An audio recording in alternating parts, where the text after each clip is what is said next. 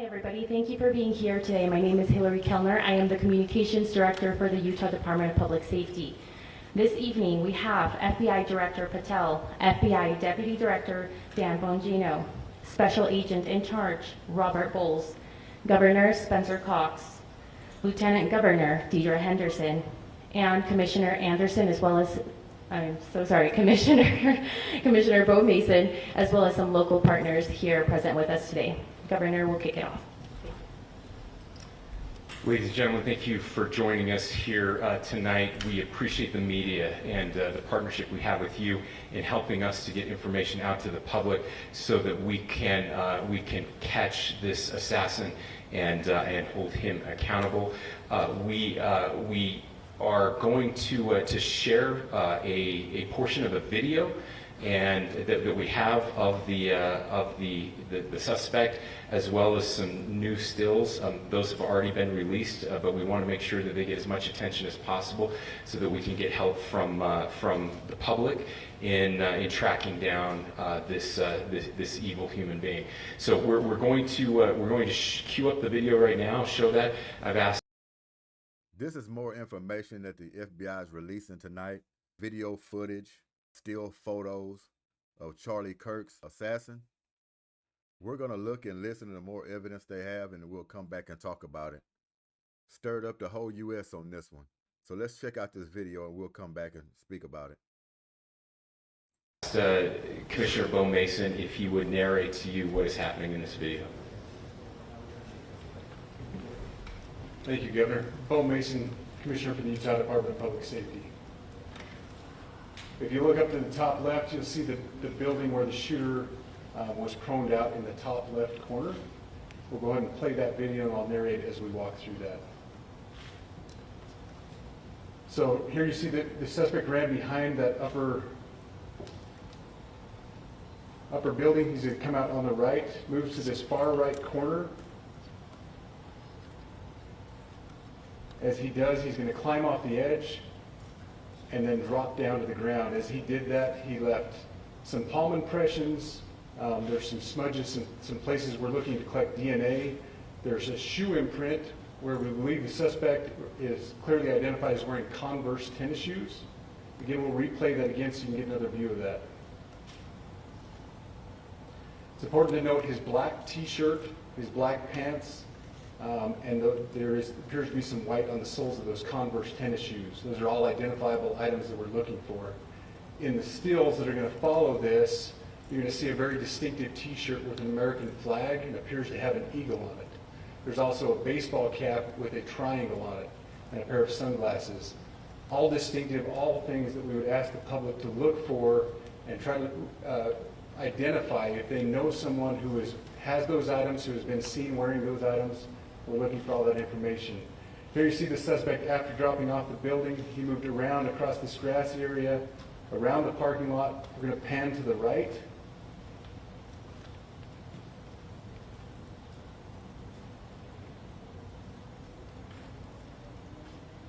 After he crosses the street, this is where he moves over into the wooded area. This is the video evidence that we utilize to track his movements and to locate that firearm in that wooded area following the discovery of this evidence. Good. You want to go to the stills? So here's the still photographs. I mentioned these have been enhanced. So these are slightly different than what we introduced earlier. Please pay close attention to the t-shirt. Like I said, very distinctive with that American flag and that eagle. The hat with the triangle and the sunglasses. If you go to the next picture, please. The backpack as well. All identifying features that we're hoping the public can help us identify and lead us to this suspect. Next picture. And again, there's a better picture of the hat with that triangle logo, and again the t-shirt. Blue jeans, and you get a good look at those Converse tennis shoes as well. We have pushed these out, we'll continue to push these out, and we just ask for the public's cooperation through the public. The tips that have been coming in are what are giving us our next leads and enabling us to continue to further this investigation. We've had great cooperation from the public, and we're continuing to ask for that as we move forward. Thank you, and I'll turn the time back over to Governor Cox. Thank you so much, Commissioner Mason. I want to thank Director Patel and his team. It's great to have them on the ground with us tonight. We've had several briefings, and he's had an opportunity to walk the crime scene. We appreciate our local law enforcement here. Again, we have Mike Smith, who is the county sheriff here. We have all of our local chiefs of police that are here as well, all working hand in hand with the state and with the FBI as we move forward with this investigation. Now, just give you a little warning, we will not be taking any questions at this time. We're giving you the latest information we have, being as transparent with everything that we have. But I do want to share a couple things that I think are important. We cannot do our job without the public's help right now. The public has answered our call for action. So far, we've received more than 7,000 leads and tips. I would just note that the FBI hasn't received this many digital media tips from the public since the Boston Marathon bombing. This case also highlights the dedication of our law enforcement community. We have 20 federal, state, and local law enforcement partners that are working shoulder to shoulder to find the person who committed this horrific crime. With their support, we've completed nearly 200 interviews. As you're aware, as has already been reported, the FBI is offering a $100,000 reward for information leading to the identification and arrest of the person responsible for the murder of Charlie Kirk. We also continue to implore the public to support this investigation and come forward with any information. We are truly hopeful that this video and new photos will lead to even more tips. We are processing. We have an incredible team, a state and federal team working together to process those tips. We are going out in tandem to interview any potential person of interest or suspects. But we need, again, we need as much help as we can possibly get. Any videos or photos that you might have, the public, should be submitted to our digital media tip line, which is www.fbi.gov/Utah Valley shooting, all lowercase. Again, that is fbi.gov/Utah Valley shooting, all lowercase. You can also provide general tips about the shooting by calling 1-800-CALL-FBI. That's 1-800-CALL-FBI, or at tips.fbi.gov. This is, I would just say, this is not just a local matter here in Utah. We have people all over the country that are helping to bring this perpetrator to justice for Charlie Kirk and his family. I will just add as well that, as was mentioned, there is a lot of forensic evidence that is being processed right now at both the state lab and the federal labs, federal lab on the East Coast. So we are working in tandem together. I would also just add a word of note for those people who are spending so much time on social media. I think Charlie said it best, that when things get bad, we should put our phones down and spend a little time with our families. There is a tremendous amount of disinformation. We are tracking our team, the state team, and I'm sure the federal team as well. What we're seeing is our adversaries want violence. China, we have bots from Russia, China, all over the world that are trying to instill disinformation and encourage violence. I would encourage you to ignore those, to turn off those streams, and to spend a little more time with our families. We desperately need some healing. We'll have more to say about that in the days and weeks to come. More than anything, we are going to catch this person. Last thing I will just say is we've been working with our attorneys, getting everything that we need, affidavits ready, so that we can pursue the death penalty in this case, and that will happen here in the state of Utah. Again, to the public, to those who are grieving, thank you for your prayers. I know we are feeling those prayers. I know the Kirk family is feeling those prayers as well. We pray that God will bless our nation at this very dark time. We can start healing by finding this perpetrator and holding him accountable, and we need your help to do that. Thank you. And usually I don't dig too deep or talk about politics too much because everybody got their own views. It stirs up a lot of emotions. But I will say this. It doesn't matter if you're a Republican or a Democrat. Whatever you believe in, stand on, or have personal opinions about, you shouldn't be shot and killed over it.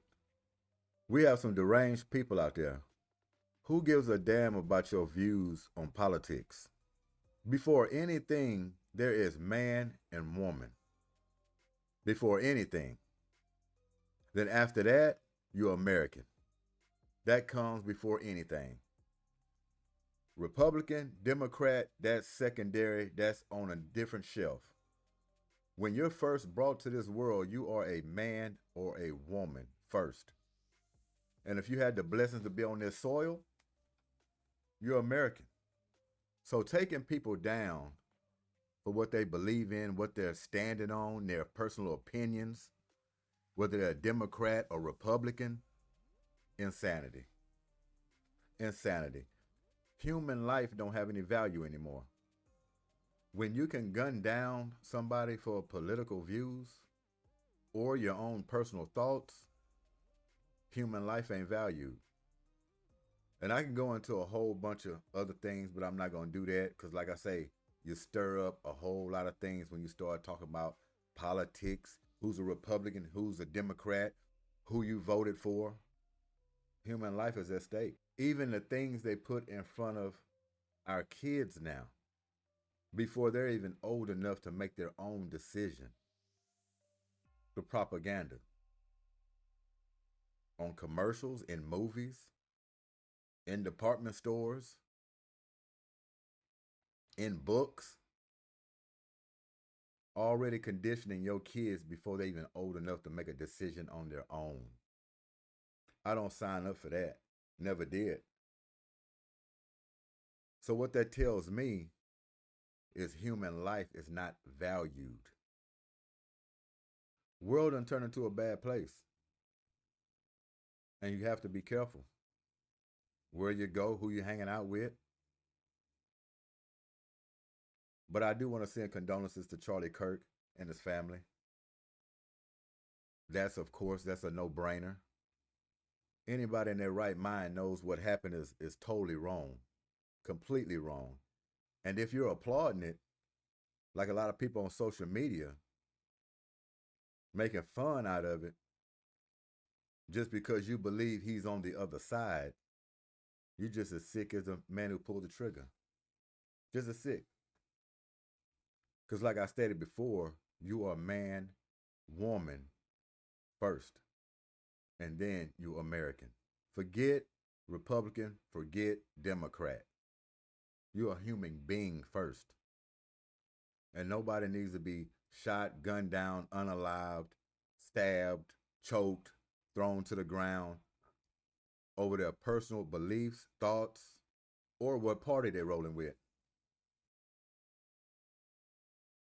So I hope they catch him pretty soon. Time's already ticking. It's ticking too long, if you ask me. But hey, I understand. There's a lot of things that go into it. You want him caught immediately. But maybe overnight, maybe early tomorrow morning. And just think, this man, Kirk, the beautiful family they keep showing up on the screen, that's what touched you right there. Whole world crumbled down receiving that type of news. Man, 31 years old. 31. That's what got me. 31. And if you're older than that, you think, goodness, I'm glad I'm still here after 31. That's what you're going to think about. I'm going to leave it at that. But more tragic strikes in this situation. World done went crazy over political views. Left, right, red, blue, Republican, Democrat. Who you want in the White House, who you don't want in the White House. Do people need to be bullied, tortured, killed behind that? It's a shame. This GDW. We definitely not calling this Terrific Thursday. terrible Thursday is more like it. Y'all be safe out there. I'm out of here. Peace.